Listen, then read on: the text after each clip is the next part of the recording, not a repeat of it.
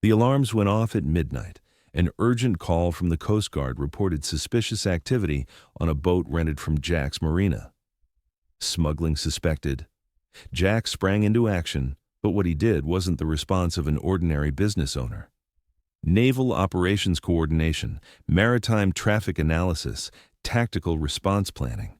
The operation he organized in 30 minutes showed everyone who Jack Sullivan really was, because this level of seamanship and security expertise could only be acquired in one place. Welcome to Veteran Stories. Before we begin this powerful story of hidden naval command, maritime security, and the admirals who continue protecting our waters in ways we never expect, tell me in the comments which city you're watching from today.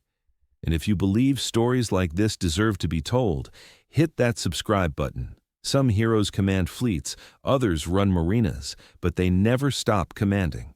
Sunset Marina in Key West, Florida, was a modest operation catering to tourists and recreational boaters. With 35 slips, a fuel dock, and a small fleet of rental boats, it served the steady stream of visitors who wanted to experience the waters around the Florida Keys. Jack Sullivan had owned the marina for 12 years, ever since retiring from what he described simply as government service. At 58, he was the kind of marina owner tourists appreciated, knowledgeable about local waters, safety, conscious about equipment, and genuinely interested in helping people have good experiences on the water. Jack's daily routine was predictable. Open the marina office at 7 a.m., check weather conditions, inspect rental boats, and spend the day helping customers with everything from navigation questions to fishing recommendations.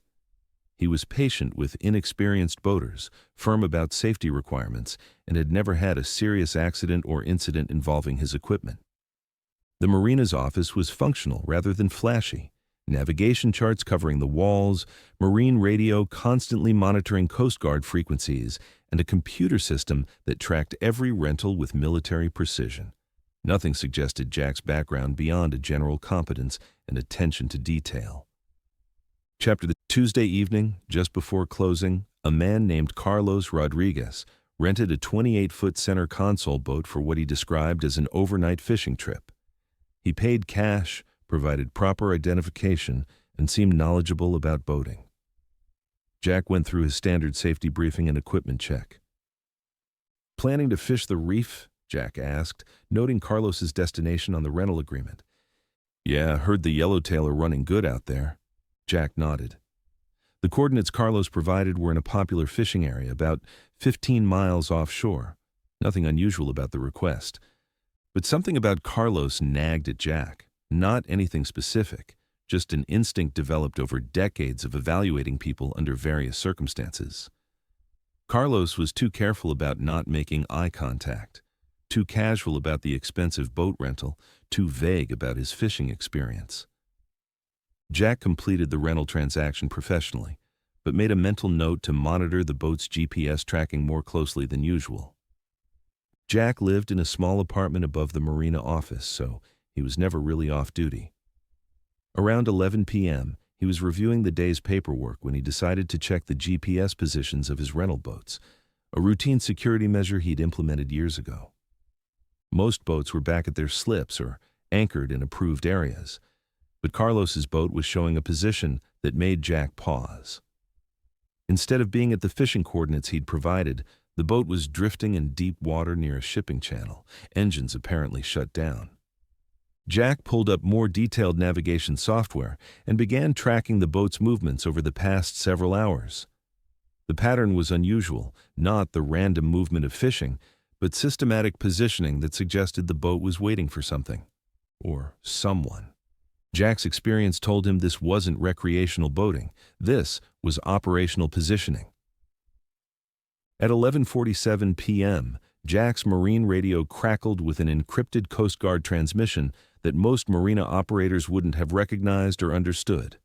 But Jack did. All stations, be advised. Suspicious vessel activity reported coordinates 24 degrees 31 minutes north, 81 degrees 47 minutes west. Possible maritime smuggling operation in progress. Any information regarding vessel movements in this area, contact Coast Guard Station Key West immediately. Jack checked his GPS display. Those coordinates were exactly where Carlos's boat was positioned. Without hesitation, Jack grabbed his radio and contacted the Coast Guard using communication protocols that surprised the operator. Coast Guard Station Key West, this is Sunset Marina. I have active GPS tracking on vessel of interest. Request permission to provide operational support for maritime interdiction. The Coast Guard operator paused. That wasn't how marina owners typically communicated. Sunset Marina, say again. Are you reporting a rental boat in the area of interest? Affirmative. Vessel rented to Carlos Rodriguez, 1900 hours today. Currently positioned at suspect coordinates. I can provide real-time tracking data and vessel specifications. Coast Guard Station Key West immediately patched Jack through to the operations center, where Lieutenant Commander Sarah Mitchell was coordinating the response to intelligence reports of a drug smuggling operation. Sunset Marina, this is operations. What tracking capabilities do you have? Full GPS monitoring, real-time position updates, engine status, fuel consumption, and communications interception capability, Jack replied. Commander Mitchell was impressed. Most civilian boat rental operations had basic GPS tracking at best. Sunset Marina, are you law enforcement? Negative, private marina owner with relevant experience. I can provide technical support if needed. What Commander Mitchell didn't know was that Jack was using maritime security systems far more sophisticated than typical civilian operations. Systems he'd installed based on 30 years of naval experience in exactly these types of situations. Over the next 30 minutes, Jack transformed his marina office into an operational command center. He pulled up multiple navigation displays, activated enhanced communication systems, and began coordinating with Coast Guard assets in a way that demonstrated expertise far beyond civilian marina management. Coast Guard Operations Sunset Marina. Target vessel has rendezvoused with unknown craft. Coordinates 24 degrees 29 minutes north, 81 degrees 45 minutes west. Recommend approach from southeast using commercial channel markers for concealment. Sunset Marina, how do you know about commercial channel approach routes? Jack paused. Those routes were used by military and law enforcement vessels, not information typically available to civilian marina operators. Local knowledge, he said simply. But Commander Mitchell was beginning to suspect that Jack's local knowledge came from sources more official than marina ownership. As Coast Guard cutters moved to intercept the suspicious vessels, Jack provided continuous intelligence updates with the precision of a military operations center. Coast Guard operations, target vessel is offloading cargo to second vessel. Estimate 15 to 20 packages transferred. Second vessel appears to be Go Fast boat, approximately 35 feet twin outboards. Sunset Marina, visual confirmation or electronic surveillance? Enhanced optics and radar tracking, Jack replied, revealing capabilities that definitely weren't standard marina equipment. Commander Mitchell made a decision. Sunset Marina, I'm patching you through to tactical coordination. We need your surveillance data. For the next hour, Jack essentially served as the operations intelligence hub, providing real-time tracking, route prediction, and tactical advice that helped the Coast Guard successfully intercept both vessels and arrest 4 smugglers with 500 pounds of cocaine. After the successful operation, Commander Mitchell requested a face-to-face meeting with Jack at the marina. When she arrived the next morning, she was surprised to find not a retired law enforcement officer or former Coast Guard petty officer, but someone whose bearing and competence suggested much higher levels of experience. Mr. Sullivan, she began, that was exceptional support last night. What's your background? Marina owner, 12 years. Before that, naval. What rate? Jack smiled slightly. Officer? Commander Mitchell looked around the marina office, noting details she'd missed during the emergency. Advanced communication equipment, sophisticated navigation systems, and security measures that seemed more appropriate for a military installation than a tourist boat rental. What kind of officer? The kind that used to coordinate operations like last night. Surface warfare? Among other things. Commander Mitchell was beginning to understand. What was your rank when you retired? Jack paused, then decided the situation warranted honesty. Rear Admiral. Admiral Jack Sullivan, U.S. Navy, retired. 30 years of naval service, including command of destroyer squadrons, carrier strike groups, and ultimately the Fifth Fleet's anti-smuggling operations in the Caribbean and Eastern Pacific. You commanded the task force that shut down the Medellin cartel's sea routes in the 1990s, Commander Mitchell said, recognition dawning. Different time, different mission. And now you're running a boat rental business in Key West? Jack looked out at the marina, where tourists were preparing for day trips and fishing excursions. Best job I ever had. No one shoots at you. Every day ends with people having fun on the water, and the biggest crisis is usually someone running out of fuel. But Commander Mitchell understood now why Jack's response to the smuggling operation had been so sophisticated. He hadn't been helping as a civilian marina owner. He'd been operating as one of the Navy's most experienced anti-smuggling commanders. Word of Jack's role in the successful operation spread quickly through Coast Guard and Navy channels. His former colleagues weren't surprised that he'd maintained operational capabilities, but they were impressed that he'd chosen to use them in support of law enforcement rather than high-paying defense contractor positions. The story also attracted attention from other federal agencies dealing with maritime security issues. The Drug Enforcement Administration, Customs and Border Protection, and even the FBI's organized crime units began reaching out to Jack for consultation on cases involving waterborne smuggling operations. But Jack was reluctant to become officially involved in law enforcement activities. I retired from that world for a reason, he told Commander Mitchell. I want to help when I can, but I don't want to go back to being a full-time warrior. What if we could arrange something unofficial, consulting basis only when your specific expertise is needed? Jack considered the offer. The smuggling operation had reminded him that his skills remained relevant and valuable, even in retirement. Jack's Marina gradually became an unofficial intelligence hub for maritime law enforcement in the Florida Keys.